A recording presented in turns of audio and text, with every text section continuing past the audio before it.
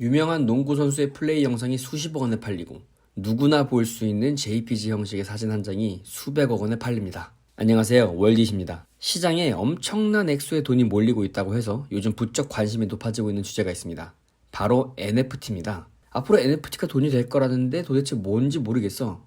나만 이해 못하고 뒤처지는 거 아니야? 하고 불안해하시는 분들이 많으시죠. 월드잇이 쉽고 간결하게 설명해드리겠습니다. 영상을 보고 나면 앞으로 NFT 관련 뉴스도 쉽게 이해하실 수 있을 거예요. NFT, Non-Fungible Token, 대체 불가능 토큰이라는 뜻입니다. 대체가 불가능한 토큰이라니 이게 무슨 말일까요? 쉽게 예를 들어 제가 애플 스토어에 들어가서 아이폰 13 미니를 구매한다고 해볼게요.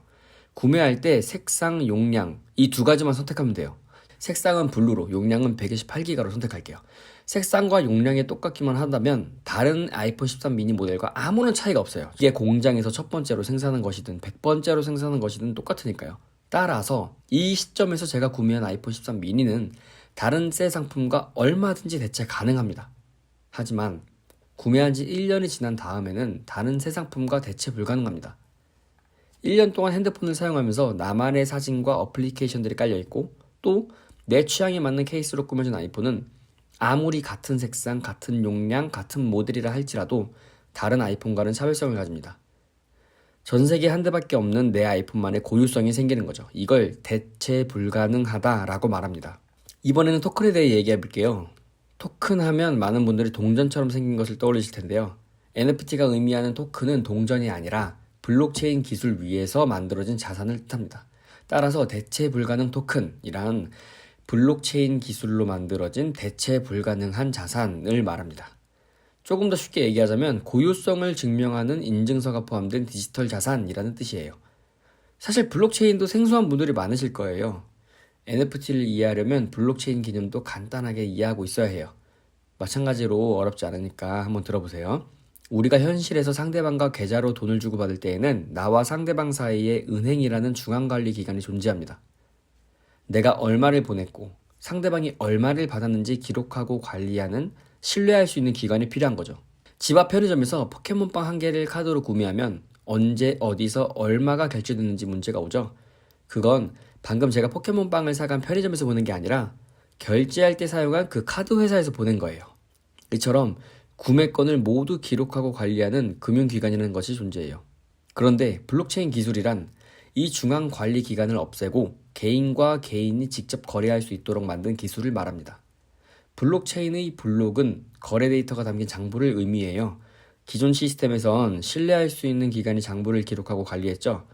블록체인 기술에선 이러한 기관 없이 각 개인마다 장부를 가지고 있고 이것을 쇠사슬처럼 연결해놨어요. 따라서 누구나 투명하게 거래 내역을 볼 수 있고 모두의 장부를 고치지 않는 한 조작이 불가능합니다. 감독기관이 없어도 서로 믿고 안전한 거래가 가능하다는 거죠. 이 분산장부의 개념이 블록체인 기술의 핵심이에요. 이러한 블록체인을 기반으로 만들어진 암호화폐의 대표적인 것이 바로 비트코인이랍니다.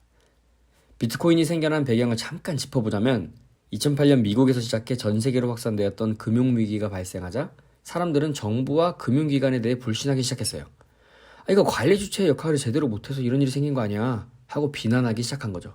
이때 사카시 나카모토라는 개발자가 기존 금융 시스템에 대한 문제점을 비판하며 은행이나 정부 같은 중재자 없이도 개인끼리 거래할 수 있는 블록체인 기술 기반의 암호화폐를 만들어낸 거예요.